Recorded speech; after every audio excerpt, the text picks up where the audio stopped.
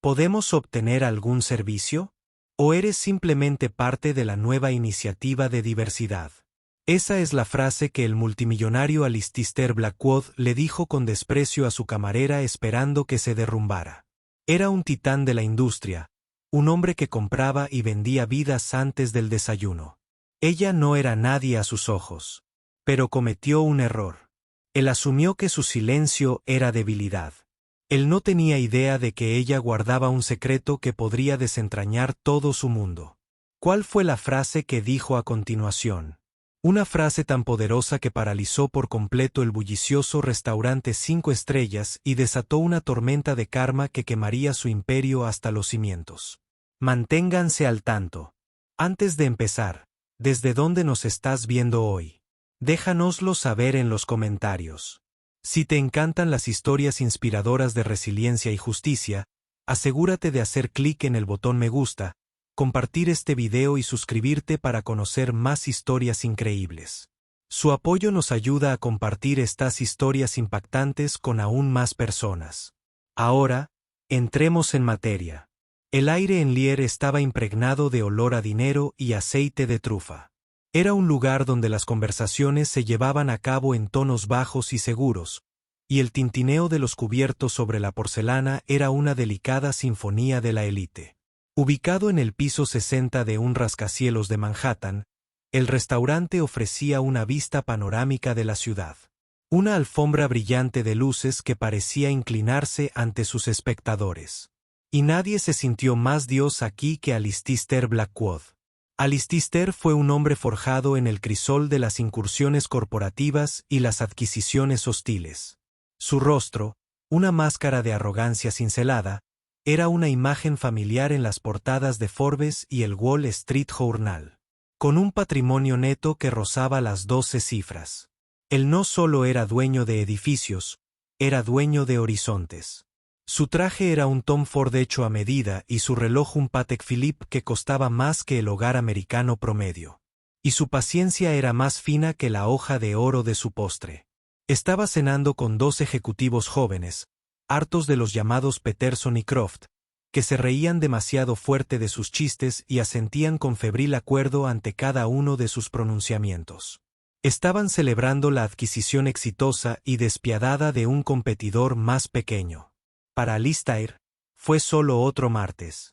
La junta era débil, decía Alistair mientras hacía girar en su copa un Cabernet que costaba $5,000 la botella.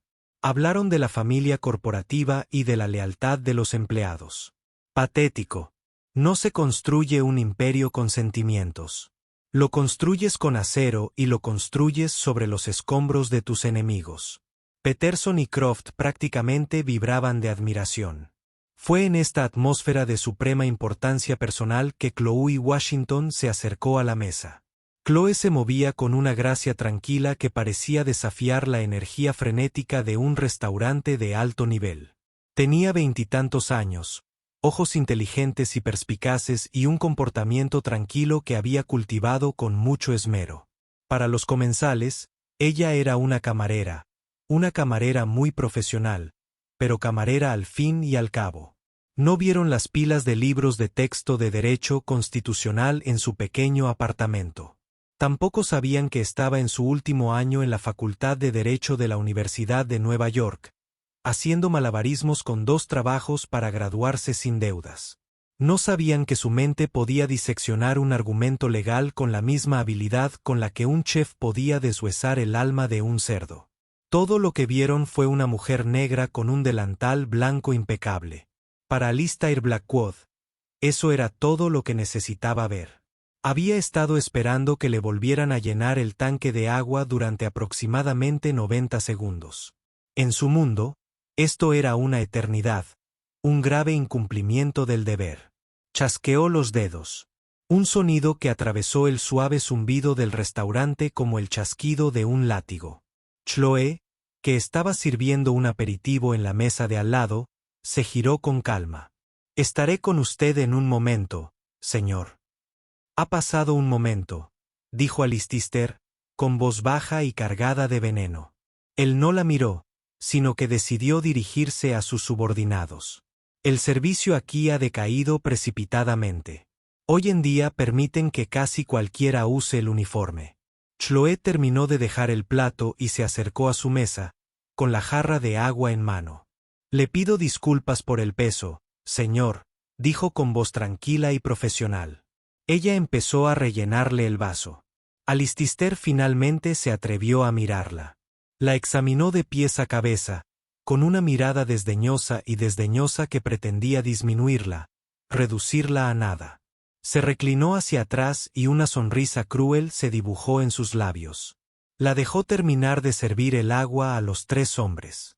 Entonces, justo cuando ella estaba a punto de retirarse, él habló, su voz lo suficientemente fuerte para que las mesas circundantes lo oyeran claramente. Dime, empezó, con palabras cargadas de sarcasmo. ¿Podemos obtener algún servicio o eres simplemente parte de la nueva iniciativa de diversidad? Un silencio frío invadió los alrededores inmediatos. Peterson y Croft intercambiaron una mirada nerviosa y luego soltaron risas enfermizas y forzadas. Una mujer sentada en la mesa de al lado, adornada con diamantes, jadeó suavemente y miró hacia otro lado, fingiendo estar fascinada por su panecillo. Su marido miraba fijamente su plato. Nadie quería quedar atrapado en el radio de explosión de un hombre como Alistair Blackwood. Chloe no se inmutó. Ella no se quedó sin aliento. Ella no lloró.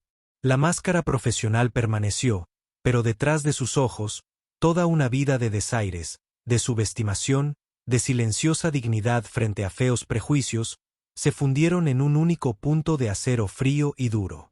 Ella permaneció allí sosteniendo la jarra de agua y dejó que sus palabras flotaran en el aire, permitiendo que su toxicidad fuera absorbida completamente por todos los presentes. Alistister disfrutaba de la quietud. Pensó que era miedo. Creyó que había ganado, afirmando su dominio sobre los empleados contratados. Él sonrió de nuevo, más ampliamente esta vez. Bueno, la instó él, disfrutando de su percibida humillación. Se te comió la lengua el gato. Chloe respiró lenta y deliberadamente. Ella lo miró directamente a los ojos, sin parpadear. Todo el restaurante parecía contener la respiración con ella. El segundo se prolongó hasta la eternidad. La expresión engreída de Alistister Blackwood comenzó a convertirse en enojo. Esperaba un balbuceo, una disculpa nerviosa, tal vez incluso lágrimas. Lo que no esperaba era la calma profunda y desconcertante que se apoderó de la joven que tenía delante. La postura de Chloe no cambió.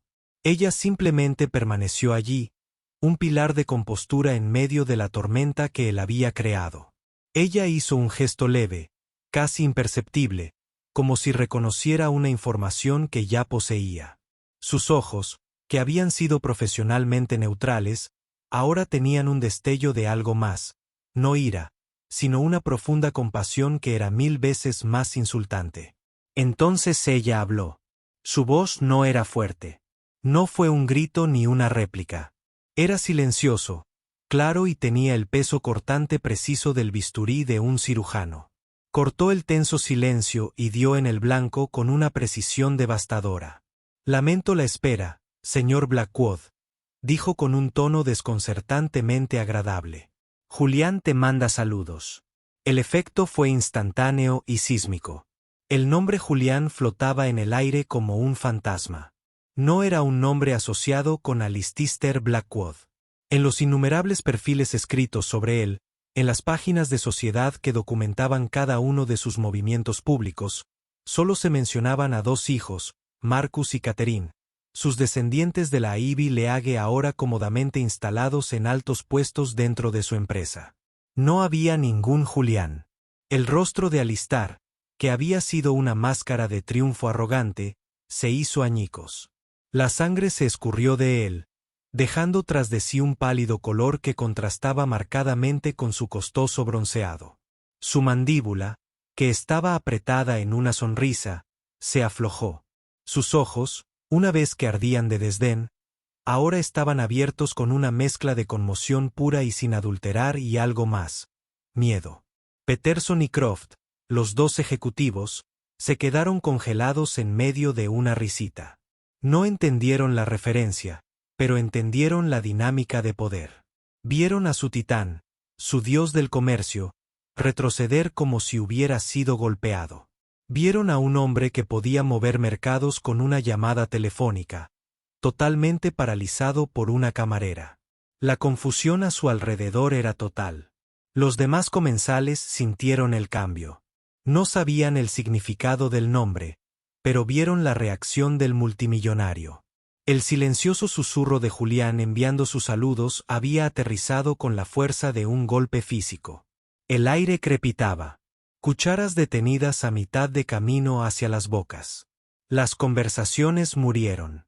Todo el cavernoso comedor de Luciel quedó congelado en un cuadro de incredulidad.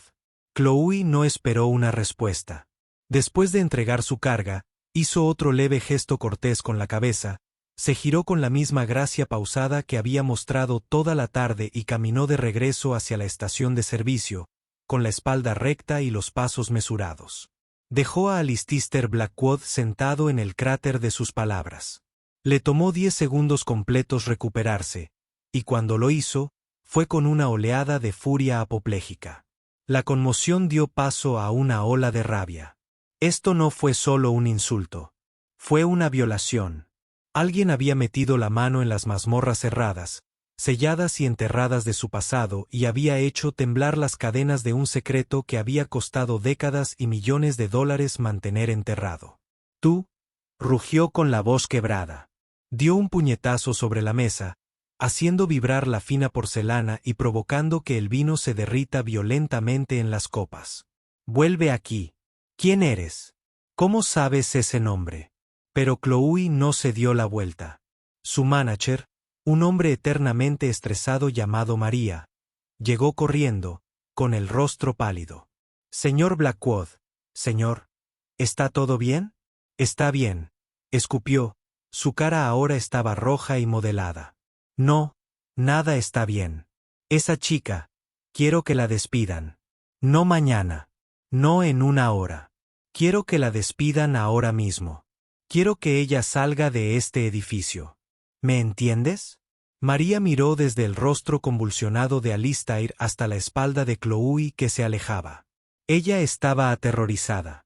Alistair Blackwood podría haber hecho cerrar este restaurante con una sola llamada telefónica vengativa, pero también había visto el intercambio. Había escuchado la tranquila dignidad en la voz de Chloe y había visto la cruda sorpresa en el rostro de Alistair. Antes de que María pudiera siquiera balbucear una respuesta, Alistair arrojó su servilleta sobre su plato. «Esto es inaceptable», dijo furioso, más para sí mismo que para cualquier otra persona. Empujó su silla hacia atrás con tanta violencia que casi se cayó. «Nos vamos», les gruñó a Peterson y Croft, quienes se pusieron de pie apresuradamente, buscando a tientas sus maletines como ratones asustados. Sin decir otra palabra, Alistair Blackwood, el rey de su mundo dorado, se dio la vuelta y salió furioso del restaurante. No esperó el ascensor, sino que irrumpió por la puerta hacia la escalera de emergencia. Sus pasos hicieron eco de su retirada en pánico. Sus 2 aduladores corrieron tras él, dejando atrás una comida a medio comer, una botella de vino de $5,000 y un restaurante congelado en un silencio atónito. Cuando la puerta se cerró detrás de ellos, se liberó un suspiro colectivo.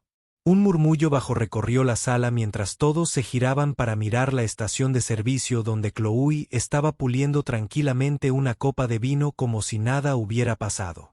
Ella había dicho una frase y el titán había huido. La pregunta en boca de todos era la misma. ¿Quién era Julián? La cocina de Luciel era una cacofonía de cacerolas tintineantes y órdenes gritadas, un marcado contraste con el silencio real que había descendido sobre el comedor. Chloe se encontraba junto a la gasolinera, con las manos finalmente temblando y la adrenalina de la confrontación corriendo por su cuerpo. María corrió hacia ella. Su rostro era un desastre de conflicto. «Chloe, ¿qué fue eso? ¿Qué hiciste? ¿Sabes quién era?» «Sé exactamente quién era», dijo Chloe en voz baja. «Su nombre es Alistair Blackwood». Él quiere que te despidan. Él nos arruinará. No lo hará, dijo Chloe con una seguridad que sorprendió incluso a ella misma. Él tiene más miedo de mí que yo de él ahora mismo. Ella miró a su manager. María, necesito tomarme un descanso. Sin esperar permiso, se desató el delantal, lo colgó cuidadosamente en el gancho y salió por la entrada trasera al aire fresco nocturno del callejón de servicio. Apoyándose contra la pared de ladrillos, finalmente se permitió sentir todo el peso del momento. Sacó su teléfono y marcó un número que sabía de memoria.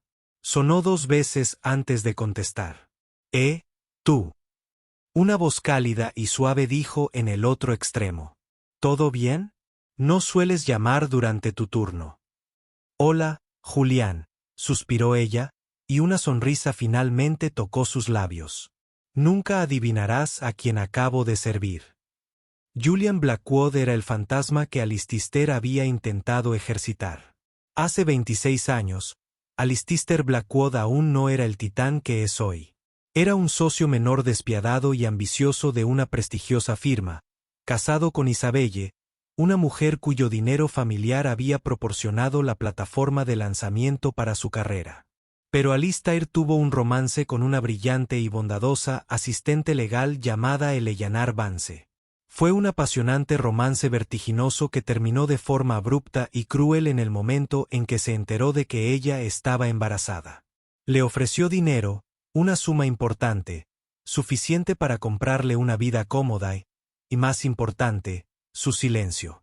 Él exigió que ella firmara un acuerdo de confidencialidad tan hermético que podría haber sobrevivido a una explosión nuclear y que ella y el niño desaparecieran de su vida para siempre. Con el corazón roto y traicionada, pero ferozmente protectora de su hijo nonato, Eleanor tomó el dinero, firmó los papeles y desapareció. Ella crió a Julian en un tranquilo suburbio de Chicago, sin decirle nunca la identidad de su padre, solo que era un hombre que había tomado sus decisiones. Ella utilizó el dinero de Alistair no para comprar lujos, sino para construir una nueva vida, y eventualmente, iniciar una pequeña fundación sin fines de lucro que brindaba asistencia legal a familias desfavorecidas. Ella derramó todo el amor que tenía en su hijo. Julián creció y se convirtió en todo lo que su padre no fue: compasivo, empático e impulsado por un sentido de justicia. Fue este impulso el que lo llevó, como a su madre, a la abogacía.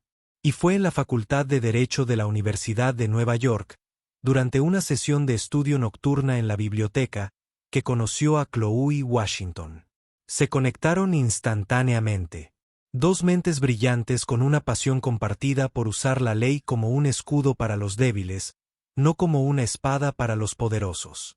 Se enamoraron. Fue solo después de meses de noviazgo, cuando supo que podía confiar completamente en ella, que Julian le contó su secreto. Su madre había fallecido de cáncer un año antes, y en su lecho de muerte, finalmente le había dado una pequeña caja cerrada. Dentro estaba el acuerdo de confidencialidad, algunas fotografías antiguas de ella y Alistair y una carta que detallaba toda la historia. El nombre en el documento era Alistair Blackwood, un nombre que Julian reconoció instantáneamente por las noticias. Su padre no era un hombre cualquiera. Era un monstruo del capitalismo moderno. Déjame adivinar, dijo Julián por teléfono con la voz tensa. Cabello alto y plateado. Parece que su alma ha sido reemplazada por un cartel de bolsa. El mismo, confirmó Chloe. Hizo un comentario, uno racista, en voz alta a propósito. Se hizo un silencio al otro lado. La voz de Julian, al volver a hablar, era fría, con una furia que Chloe rara vez había oído. ¿Qué dijo? Le contó. La línea volvió a quedar en silencio. ¿Y qué hiciste? Preguntó finalmente. Le dije que le mandaba saludos. Una profunda inspiración seguida de una risita baja y oscura. Ay, Chloe, no lo hiciste. Yo sí, dijo ella, y una risita escapó de sus labios, liberando algo de tensión. Deberías haber visto su cara, Julian. Era como si hubiera visto un fantasma. En cierto modo, lo vio, dijo Julian en voz baja. El fantasma de la familia que intentaba enterrar. Su tono cambió, volviéndose serio. Chloe, ten cuidado. Este hombre no solo se enfada. Se venga. Te perseguirá con fuerza. La predicción de Julian se quedó corta. A la mañana siguiente, el decano de Derecho de la Universidad de Nueva York recibió una llamada. Quien llamó era Alistair Blackwood, un destacado, aunque no especialmente generoso, donante universitario. Habló de una estudiante de Derecho, Chloe Washington, quien, según él, lo había acosado a él y a sus socios en un restaurante. Insinuó que era inestable, agresiva y que había intentado extorsionarlo. Pintó una imagen tan vil, tan desconectada de la realidad, que era casi risible. Concluyó sugiriendo que una estudiante de tan baja reputación era una mancha en la reputación de la universidad y que su beca debía ser revisada, junto con su permanencia en la universidad. Sutilmente insinuó que las futuras donaciones dependían del resultado correcto. Simultáneamente, María, la gerente de Liel, recibió la visita de dos de los mejores abogados de Blackwood Holdings. No la amenazaron. Simplemente le expusieron las posibles consecuencias legales y financieras de contratar a alguien que ataca y acosa a una clientela de alto perfil. Mencionaron difamación, pérdida de negocio y la facilidad con la que la reputación de un restaurante podía verse dañada en línea mediante una campaña coordinada. Querían que despidieran a Chloe y querían una disculpa por escrito de los dueños del restaurante. La primera ola de venganza de Alistair Blackwood había comenzado. No solo intentaba matar a una mosca. Intentaba quemar todo el bosque que lo rodeaba. Quería borrarla de la memoria. María llamó a Chloe presa del pánico. La oficina del decano le envió un correo electrónico formal convocándola a una reunión para discutir una queja grave que se había presentado en su contra. Personas menos respetables se habrían derrumbado. Se habrían disculpado, suplicado y se habrían retirado. Pero Alistair Blackwood había cometido un grave error de cálculo. Creyó que estaba atacando a una camarera solitaria. No tenía ni idea de que acababa de declarar la guerra a dos de las mentes jurídicas más agudas de su generación. Armado con lo que más temía, la verdad. Esa noche, en el pequeño apartamento de Chloe, rodeados de libros de derecho, ella y Julian se miraron. La sorpresa había desaparecido, reemplazada por una firme determinación. «Intenta que me expulsen», dijo Chloe, levantando la mano del decano. «Correo electrónico». «Y lo despidieron», añadió Julián, mientras su teléfono mostraba mensajes de una aterrorizada María. «Esta es su estrategia». Una fuerza abrumadora aplasta a la oposición antes de que pueda siquiera ponerse de pie. «Cree que está desestabilizando», dijo Chloe, con los ojos brillantes a la luz de la lámpara. «No tiene ni idea de que estamos a punto de destrozarlo». Julian se acercó a un armario y sacó una caja desgastada y forrada de cuero. Era la caja que le había dejado su madre. La colocó sobre la mesa de centro y la abrió. Dentro estaban los documentos que contaban la historia de su origen. «Durante años», dijo Julian, con la voz cargada de emoción. «No sabía qué hacer con esto. Solo quería vivir mi vida, ser el hombre que mi madre quería que fuera. Pensé que exponerlo me haría como él, vengativo, cruel». Miró a Chloe, con una nueva y dura claridad en los ojos. «Pero esto ya no se trata de venganza. Se trata de defensa. Él vino a por ti. Intentó destruir tu futuro porque te atreviste a pronunciar mi nombre. Recogió el antiguo acuerdo de confidencialidad. Mi madre era una brillante mente legal. Firmó esto bajo presión, pero me dijo en su carta que sospechaba de muchos de sus negocios. Los tratos en aquel entonces eran turbios. Dijo que estaba construyendo sus cimientos sobre arena». Chloe se inclinó hacia adelante, con la mente de su abogada funcionando a toda máquina. «Julian, este acuerdo de confidencialidad tiene una cláusula de coacción o alguna laguna legal». Julian sonrió levemente. «Mi madre se aseguró de ello». Hay una cláusula que anula el acuerdo de confidencialidad si alguna de las partes comete un acto de vileza moral o fraude criminal que pueda desprestigiar a la otra. Lo añadió, diciendo que era estándar. Era tan arrogante que ni siquiera lo cuestionó. Chloe abrió los ojos de par en par.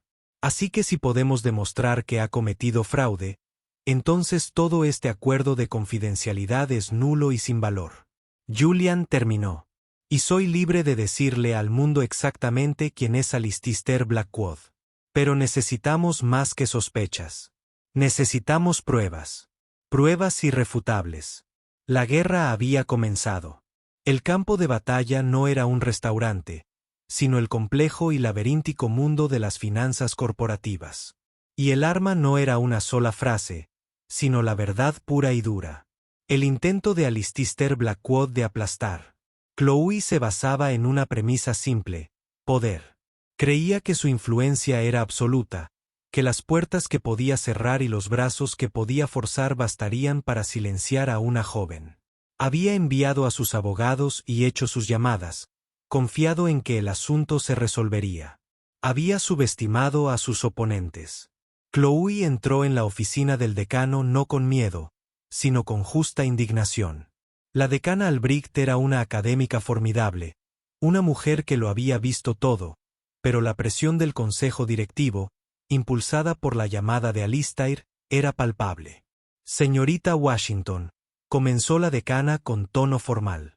Hemos recibido una acusación muy grave sobre un incidente fuera de las instalaciones universitarias. Un incidente en el que fui objeto de un ataque verbal racista y degradante por parte de un donante de la universidad, la decana Albrecht. Sí, estoy al tanto, declaró Chloe con calma, tomando asiento antes de que le ofrecieran uno. El decano se sorprendió por su franqueza. Señor, el relato de Blackwood difiere significativamente. Alega acoso y extorsión. Chloe deslizó su teléfono por el escritorio pulido. Tengo una declaración jurada de mi gerente, María Sánchez, que detalla el arrebato del señor Blackwood y sus palabras exactas. También tengo declaraciones firmadas de otros 2 clientes que estaban sentados cerca y escucharon la conversación. Además, añadió, bajando ligeramente la voz, la queja del señor Blackwood ante usted y su intento de que me despidieran del trabajo se produjo después de que le dijera un solo nombre privado. Un nombre que es objeto de una larga historia legalmente documentada entre su familia y la mía. Sus acciones no son las de un decano víctima. Son represalias y están diseñadas para intimidar a un testigo de su propia mala conducta. Creo que el Código de Conducta de la universidad tiene disposiciones específicas contra los donantes que usan su influencia para intimidar y acosar a los estudiantes. ¿No es así? La decana Albrecht miró fijamente a Chloe, luego al teléfono. Ella misma era profesora de Derecho. Reconoció un caso hermético y bien preparado cuando vio uno. Estaba considerando a una futura litigante en su mejor momento. La demanda contra Chloe fue archivada discreta y definitivamente esa tarde. El primer asalto fue para Chloe, pero ella y Julian sabían que esto era solo el principio. El verdadero trabajo comenzó esa noche. Su pequeño apartamento se transformó en una sala de guerra. La mesa de centro estaba sepultada bajo estados financieros, viejos artículos de noticias e impresiones de archivos corporativos. La caja de la madre de Julian era su piedra roseta. Dentro, junto al acuerdo de confidencialidad, había algunos viejos cuadernos de Eleanor. Había sido meticulosa, y mientras trabajaba como asistente legal de Alistair, había tomado notas sobre acuerdos, nombres de empresas fantasma y ubicaciones de cuentas en el extranjero de las que él se jactaba. En ese momento, eran solo fragmentos. Ahora, eran un mapa del tesoro. Siempre estaba obsesionado con esconder dinero, explicó Julian, señalando un nombre con la elegante letra de su madre, Ariadne Holdings, registrada en las Islas Caimán. Le dijo a mi madre que era su fondo de emergencia. Chloe ya estaba escribiendo furiosamente en su portátil. Su acceso a la base de datos legal, un privilegio propio de una destacada estudiante de Derecho, se esforzaba por cobrar vida. Ariadne Holdings lo tenía. Es una fachada, pero es la única accionista de otra empresa, Phoenix Development Group. Durante las 2 semanas siguientes, vivieron y respiraron Phoenix Development Group. Dormían por turnos, alimentados por el café y una profunda sensación de propósito. Chloe usó sus habilidades de investigación legal para navegar por el laberinto de la propiedad corporativa, mientras que Julian, con su profundo conocimiento de la psicología de su padre, proporcionaba el contexto. Phoenix. Julian reflexionó una noche mientras miraba una pared cubierta de notas adhesivas que conectaban nombres y empresas. Le encanta esa imagen que resurge de las cenizas. Es lo que cree que hace. Compra activos en dificultades, quema lo que queda y construye algo nuevo para sí mismo. El patrón comenzó a surgir. Phoenix Development Group se especializaba en la adquisición de terrenos para proyectos de renovación urbana a gran escala. Compraban manzanas enteras de viviendas sociales, almacenes abandonados y pequeños negocios, prometiendo revitalización y empleos. Pero, los precios que pagaban siempre eran sospechosamente bajos, y las aprobaciones del ayuntamiento siempre eran sospechosamente rápidas. El descubrimiento provino de un nombre en la libreta de Ellanar: el Fondo de Pensiones Oakwood. La investigación de Chloe reveló que el Fondo de Pensiones Oakwood, un fondo para más de 30.000 trabajadores sindicalizados de la ciudad, bomberos, maestros y trabajadores de saneamiento, había sido un importante inversor en varias de las primeras inversiones inmobiliarias de Alistair.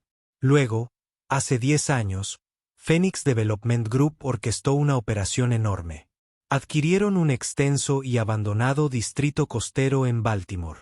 El proyecto fue aclamado como una obra maestra visionaria. Pero al profundizar, encontraron la podredumbre. Aquí está, susurró Chloe, con los ojos muy abiertos mientras miraba la pantalla a las 3 de la mañana. Julian, mira esto. El acuerdo fue una obra maestra de fraude. Alistair, a través de su red de influencias, había logrado que la ciudad expropiara las propiedades basándose en informes ambientales falsificados, lo que redujo su valor. Luego utilizó a Phoenix Development para comprar el terreno por una fracción de su verdadero valor. Sin embargo, lo verdaderamente malo fue cómo lo financió. Se había aprovechado de su posición en la junta directiva de un banco que administraba el fondo de pensiones de Oakwood. Convenció a los gestores del fondo para que invirtieran fuertemente en una serie de bonos complejos y opacos emitidos por Ariadne Holdings, su propia empresa fantasma, para financiar el proyecto Phoenix. Los bonos prometían altos rendimientos, pero eran esencialmente basura, garantizados únicamente por las proyecciones futuras sobreinfladas del desarrollo. Entonces llegó la jugada maestra. Una vez construido el proyecto, Phoenix Development vendió las relucientes nuevas torres de oficinas y los condominios de lujo a Blackwood Holdings International a un precio artificialmente alto. Blackwood Holdings registró ganancias masivas. Ariadne Holdings, sin embargo, reembolsó al fondo de pensiones solo una fracción de su inversión, alegando que la fase inicial de desarrollo tuvo sobrecostos masivos e inesperados. Luego se declaró en quiebra, protegiéndose de mayores responsabilidades. Alistair Blackwood había usado los ahorros de jubilación de 30.000 trabajadores para comprar un pedazo de una ciudad a bajo precio, y luego se lo vendió a sí mismo para crear miles de millones en patrimonio personal, dejando al fondo de pensiones con una pérdida catastrófica. A los trabajadores que perdieron dinero se les dijo que se trataba de una caída del mercado y una mala inversión. Nadie jamás relacionó la red de empresas de Alistair. No construyó su imperio sobre escombros, dijo Julian con la voz temblorosa de rabia. Lo construyó sobre el futuro robado de profesores y bomberos. Y la prueba está aquí, dijo Chloe, señalando los registros de transacciones entre Ariadne, Phoenix y el fondo de pensiones de Oakwood. El rastro del dinero está claro. Desde el fondo hasta su fachada offshore y su propio bolsillo, esto no es solo una vileza moral. Es fraude criminal, fraude electrónico, fraude de valores, crimen organizado. Miró a Julian con expresión sombría pero resuelta. Esto es suficiente para anular el acuerdo de confidencialidad y para enviarlo a prisión de por vida. Habían encontrado el arma. Era más grande y poderosa de lo que jamás imaginaron. Ahora, solo tenían que averiguar cómo dispararla. Una demanda llevaría años. Acudir a las autoridades era una opción, pero un hombre como Alistair tenía amigos en las altas esferas. Podría atascarlo todo en maniobras legales para siempre. No podemos luchar contra él en un tribunal que él controla, dijo Chloe. Una idea que empezaba a tomar forma. Así que tenemos que luchar contra él en el tribunal de la opinión pública. Necesitamos crear un fuego tan grande que sus amigos no puedan apagarlo. Miró el nombre de un periodista al que admiraba desde hacía mucho tiempo, un investigador incansable del Wall Street Journal conocido por desmantelar empresas gigantes. Se llamaba Evelyn Reed. Es hora, dijo Chloe, cogiendo el teléfono para encender la cerilla. Evelyn Reed era una periodista de la vieja escuela. Era escéptica, implacable y tenía un olfato muy fino para los malhechores corporativos. Cuando recibió un correo electrónico críptico de una dirección anónima de la Facultad de Derecho de la Universidad de Nueva York solicitando una reunión y mencionando el proyecto Phoenix y a Alistair Blackwood, su interés se despertó. Ella había seguido la carrera de Blackwood durante años, percibiendo siempre una podredumbre debajo de la superficie pulida, pero sin encontrar jamás una grieta que abrir. Ella aceptó una reunión en una pequeña cafetería de East Village, lejos de las miradas indiscretas del distrito financiero. Cuando Chloe y Julian entraron, el escepticismo de Evelyn se profundizó. Eran niños. Pero Chloe comenzó a hablar, exponiendo la narrativa con la precisión de un fiscal experimentado. Y Julian proporcionó el color, los nombres, las fechas, el contexto personal de los diarios de su madre. Entonces Chloe deslizó una memoria USB sobre la mesa. Aquí, dijo Chloe, encontrará el historial completo de transacciones entre Oakwood Pension Fund y Ariadne Holdings.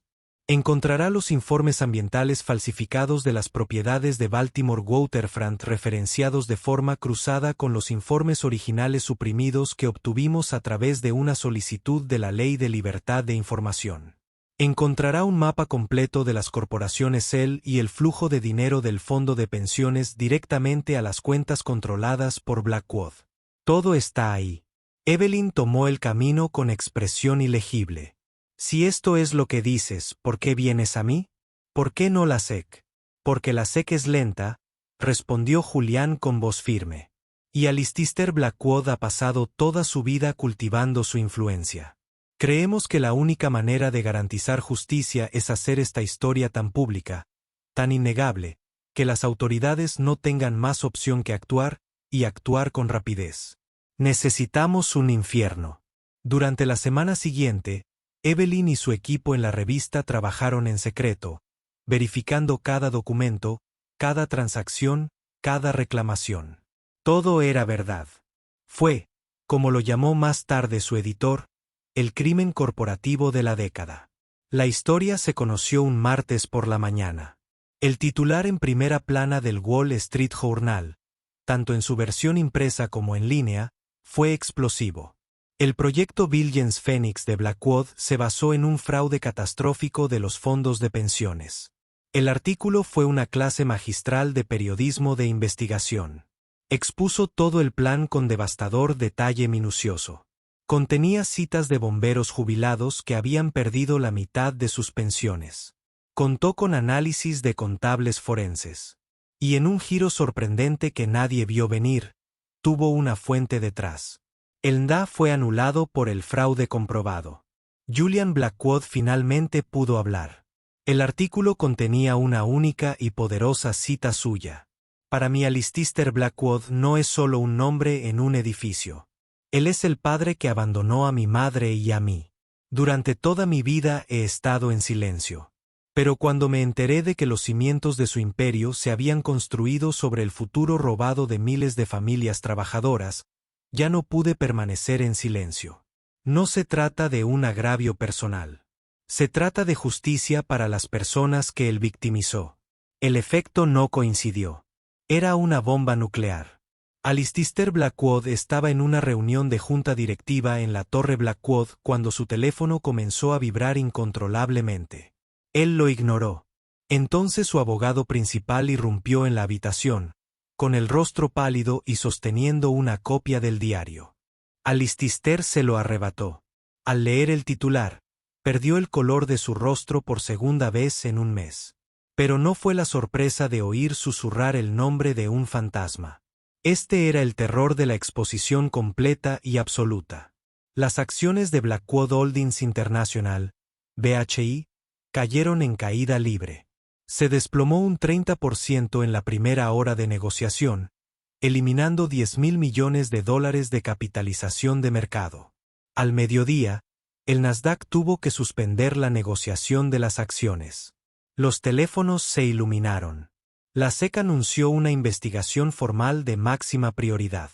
La Fiscalía de los Estados Unidos para el Distrito Sur de Nueva York hizo lo mismo. La oficina del alcalde de Baltimore anunció una investigación inmediata sobre el acuerdo de tierras.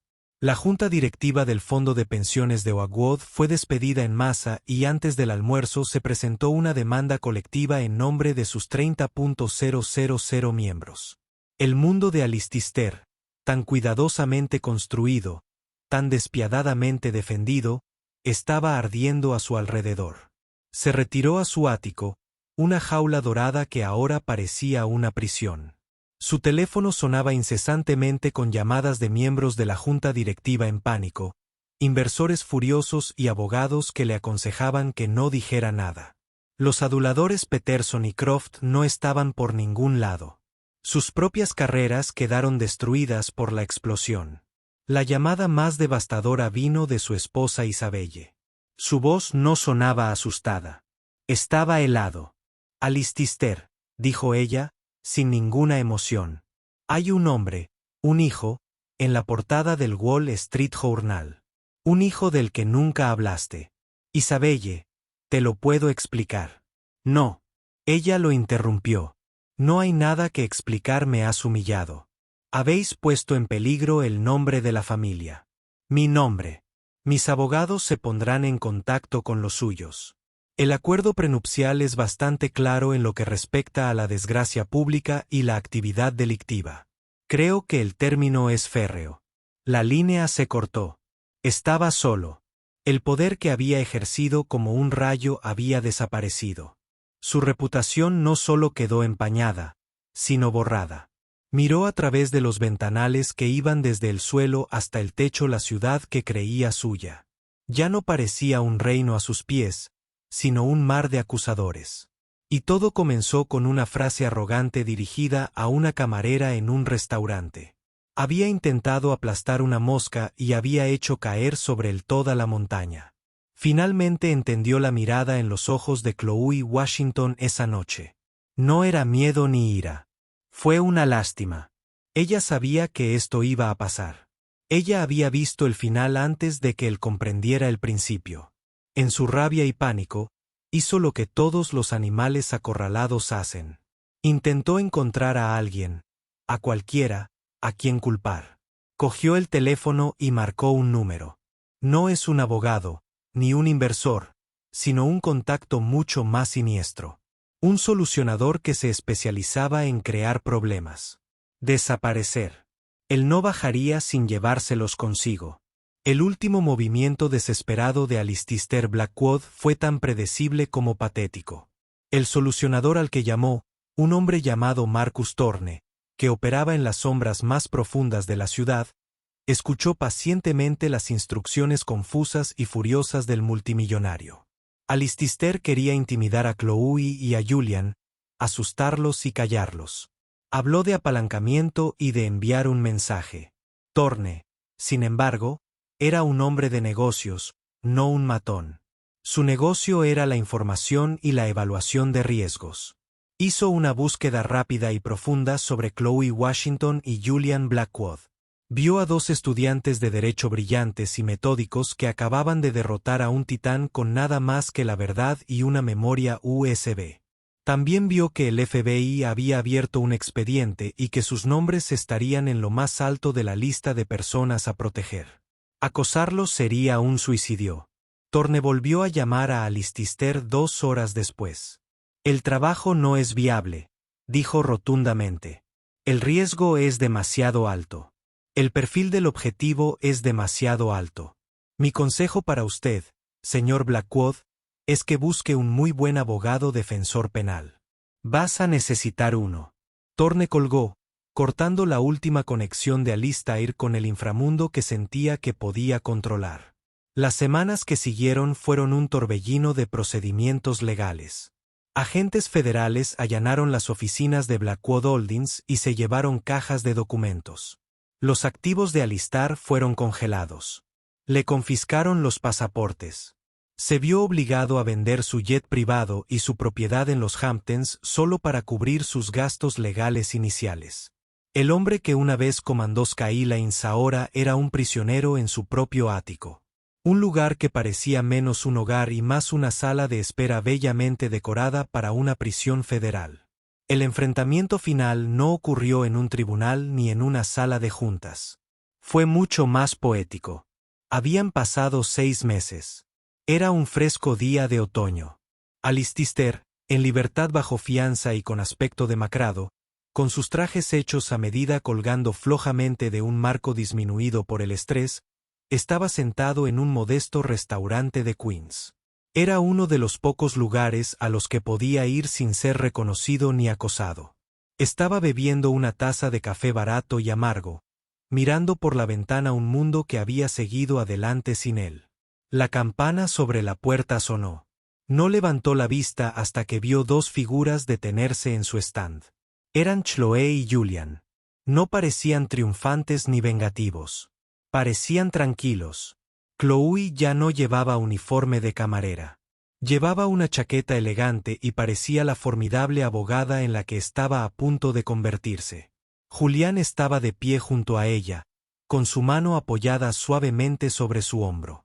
Alistair se estremeció, una sacudida de su antigua ira se mezcló con una nueva y profunda sensación de derrota.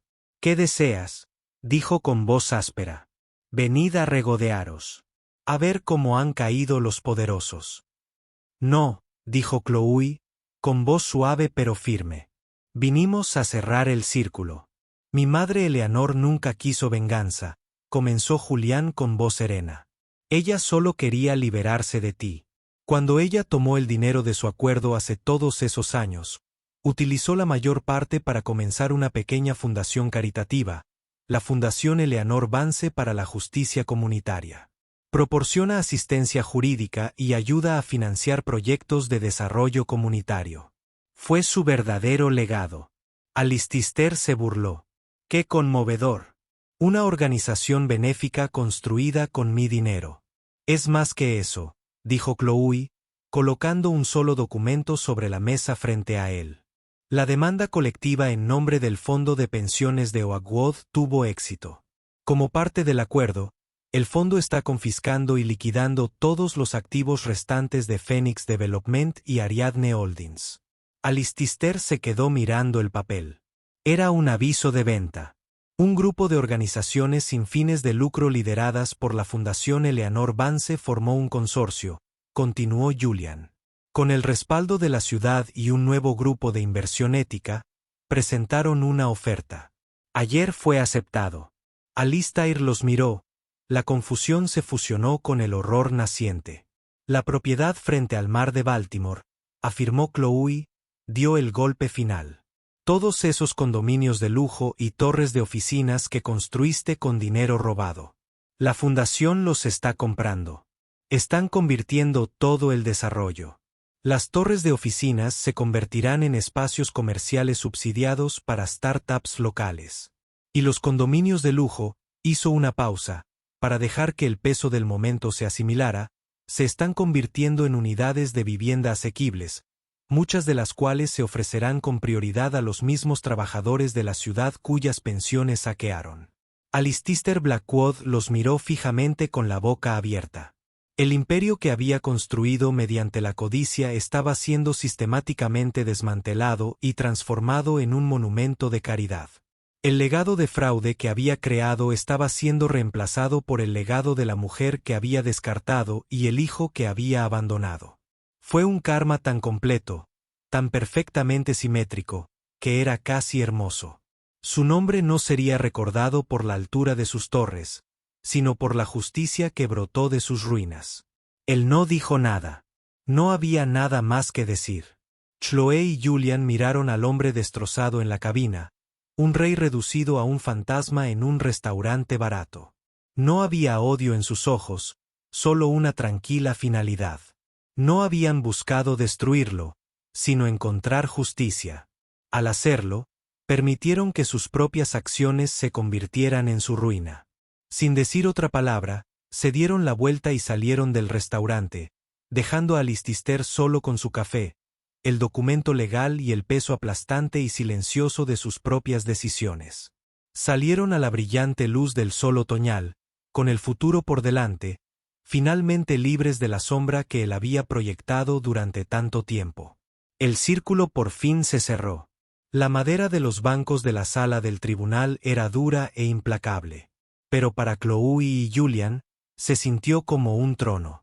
Se sentaron en la galería pública, no en la primera fila, reservada para las víctimas que buscaban compasión televisada, sino más atrás, observadores anónimos que miraban el acto final de una obra que habían puesto en marcha. 6 meses de disputas legales, de declaraciones y descubrimientos, culminaron en este momento, la sentencia de Alistair Blackwood. El hombre en la silla del acusado era apenas un eco reconocible del titán que se había burlado de Chloe y Lielle. El traje personalizado de Tom Ford había desaparecido, reemplazado por una prenda de confección que no le sentaba bien y que colgaba de su encogido cuerpo. Su piel tenía una calidad grisácea y parecida al papel, y el fuego arrogante en sus ojos se había extinguido, dejando atrás 2 pozos huecos de cansada resignación. Se declaró culpable de 3 cargos de fraude electrónico y un cargo de conspiración. Un acuerdo al que llegaron sus abogados astronómicamente caros para evitar un juicio prolongado y aún más humillante. La jueza, una mujer severa llamada Althea Hayes, con reputación de ser inmune a las influencias, miró hacia abajo desde su estrado. Su voz llenó la habitación silenciosa. Señor Blackwood, comenzó, con palabras desprovistas de emoción. Este tribunal ha revisado cientos de páginas de pruebas y escuchado horas de testimonio, no solo de expertos financieros, sino de los hombres y mujeres cuya confianza usted traicionó. He leído las declaraciones de las víctimas sobre el impacto de esto, de bomberos que tuvieron que vender sus casas, de maestros que tuvieron que retrasar su jubilación indefinidamente, de trabajadores de saneamiento que perdieron el fondo de ahorros que habían pasado 40 años construyendo. Hablas de instrumentos financieros complejos y de volatilidad del mercado. Hablan de sueños robados. Alistair miró fijamente hacia adelante. Sus otros hijos, Marcus y Catherine, estuvieron notoriamente ausentes. Habían publicado una declaración conjunta semanas atrás, expresando su profunda decepción y conmoción por las acciones de su padre, una maniobra legal cuidadosamente redactada para distanciar sus propias carreras manchadas de su condena penal. No habían hablado con él desde entonces. En el mundo en el que vivían, el escándalo era un contagio y su padre era el paciente cero. Usted construyó un imperio, señor Blackwood, continuó la jueza Hayes, elevando ligeramente la voz.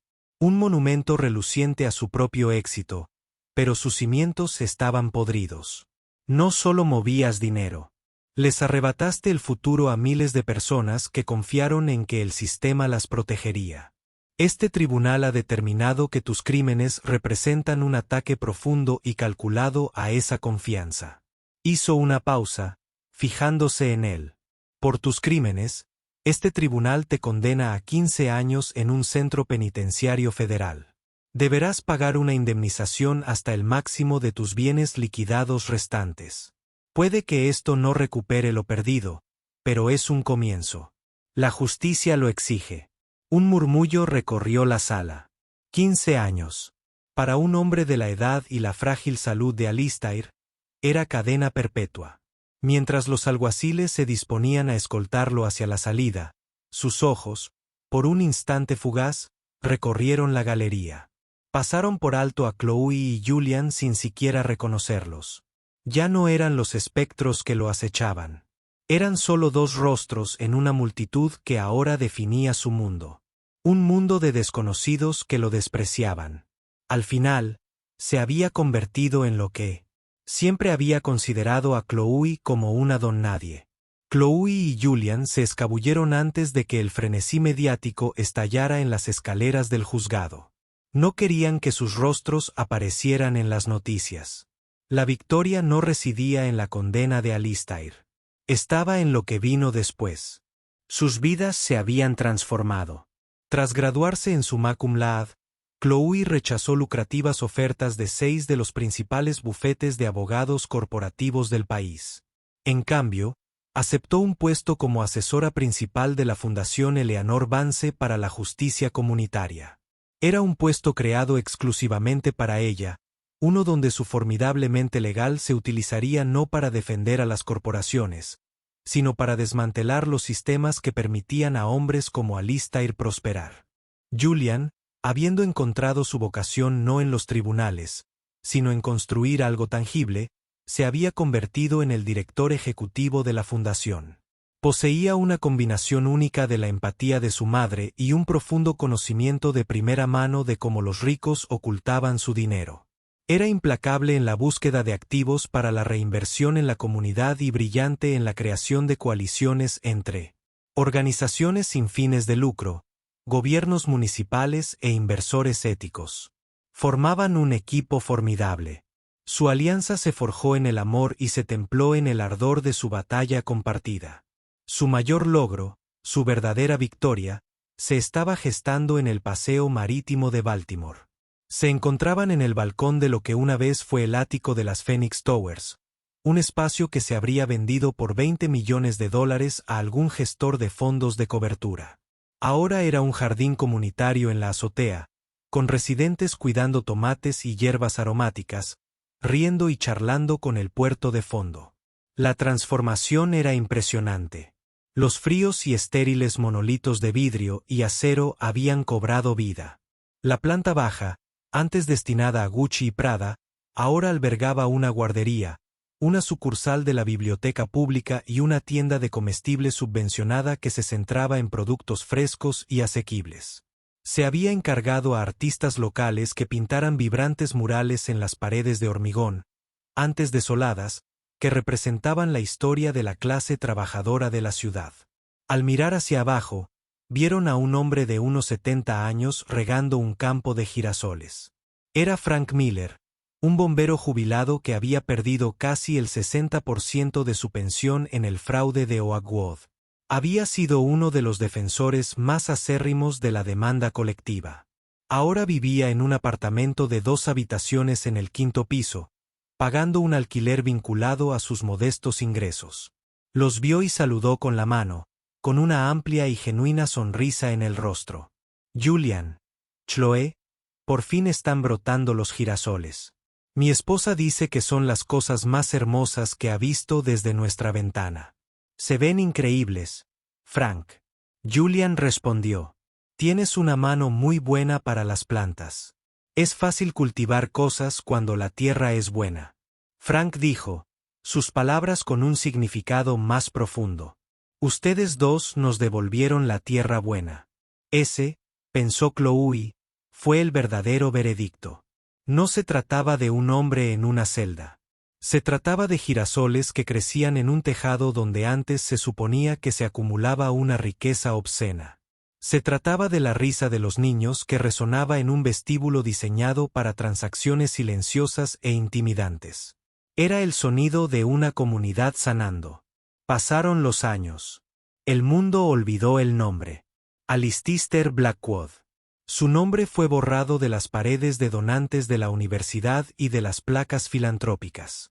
Era una nota al pie en la historia de los delitos financieros. En los bajos y tranquilos confines de FC y Otisville, Una prisión federal de mínima seguridad en el norte del estado de Nueva York, Alistister Hatch, 73,48054, marcaba sus días con el cambio de estaciones fuera de su pequeña ventana. Su salud se había deteriorado, dejándolo frágil y perpetuamente cansado. La arrogancia había desaparecido hacía tiempo, consumida por años de monotonía e irrelevancia, reemplazada por un profundo y persistente vacío. Sus hijos nunca lo visitaban. Sus cartas ocasionales eran breves y estériles actualizaciones, más preocupadas por su propia posición social que por su bienestar. Era un cabo suelto. Estaban esperando a que el tiempo los atara. Un día, llegó una carta diferente. El remitente simplemente decía, la Fundación Eleyanar Vance. Le temblaron las manos al abrirla. No era de un abogado. Era de Julian. Alistister esperaba rabia o quizás un último regodeo triunfal. Pero las palabras en la página eran silenciosas, mesuradas y más devastadoras que cualquier invectiva. Señor Blackwood, no le escribo para pedirle perdón ni una disculpa. Le escribo porque siento que hay una última cosa que necesita saber. Durante la mayor parte de mi vida, usted fue un fantasma, un signo de interrogación. Ahora es un hombre en una celda. Pero mi madre, Eleyanar Vance, nunca fue un fantasma. Fue la persona más vibrante que he conocido. Me enseñó a montar en bicicleta. Se quedaba despierta hasta tarde ayudándome con mis tareas, incluso cuando estaba agotada por su trabajo en la clínica jurídica gratuita que fundó. Creía que la ley era una promesa sagrada de justicia, un escudo para todos, no solo para quienes podían permitírselo. Nunca habló de usted con odio. Habló de usted con una especie de triste asombro, como un hombre que había elegido una vida de cosas vacías. Hoy caminé por Eleanor Vance Waterfront-Kamens. Así es como llaman ahora a su proyecto Fénix.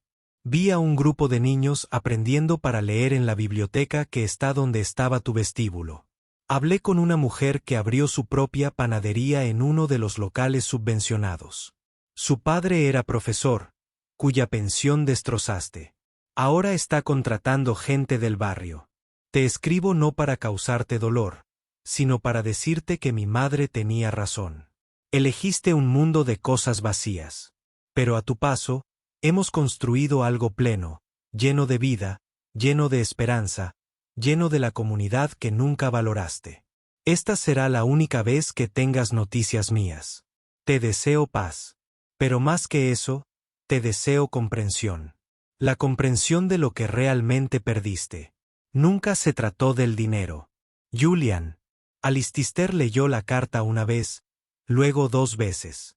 Las palabras no quemaron. Lo congelaron por dentro. Miró a su alrededor en su pequeña celda de hormigón.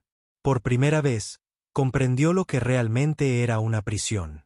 No eran las paredes ni los barrotes. Era la certeza absoluta e irreversible de una vida desperdiciada. Era la comprensión de que se había construido un legado de amor y comunidad, no solo a partir de sus ruinas, sino en su ausencia. Había pasado toda su vida acumulando poder y riqueza, solo para darse cuenta en sus últimos años de que nunca había poseído lo único que importaba, una conexión que valiera la pena. Dobló cuidadosamente la carta y la colocó sobre su mesita. Era su única posesión de verdadero valor. Era el balance de su vida, y en su propio nombre estaba escrito con tinta roja, una deuda que jamás podría pagar. Estaba solo, sin nada más que el fantasma del sol que nunca conoció y el vibrante mundo viviente que ese sol había construido en su lugar. A kilómetros de distancia, Chloe y Julian estaban en esa misma azotea, con las luces de la ciudad de Baltimore centelleando bajo ellos. Una brisa fresca soplaba desde el puerto con aroma a sal y girasoles. Ya no miraban al pasado. Miraban las luces, las casas, la próspera comunidad que se extendía a sus pies. Miraban el trabajo de su vida. Era una vista hermosa y era solo el comienzo.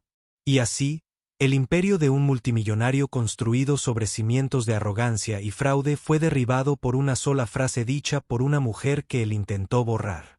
La historia de Chloe y Alistair no se trata solo de una confrontación dramática en un restaurante. Es un poderoso recordatorio de que la verdadera fuerza no se mide en dólares, sino en dignidad. Demuestra que la integridad, armada con la verdad, es un arma más poderosa que cualquier fortuna. El karma, al final, no es una fuerza mágica. Es simplemente la factura de las decisiones de tu vida que se avecina. ¿Qué te pareció cómo el imperio de Alistair Blackwood se volvió en su contra? ¿Fue el karma perfecto? Cuéntame tu opinión en los comentarios. Si crees que la valentía puede cambiar el mundo y que la justicia siempre encontrará un camino, dale a me gusta, comparte este video con alguien que necesite verlo y suscríbete para más increíbles dramas de la vida real.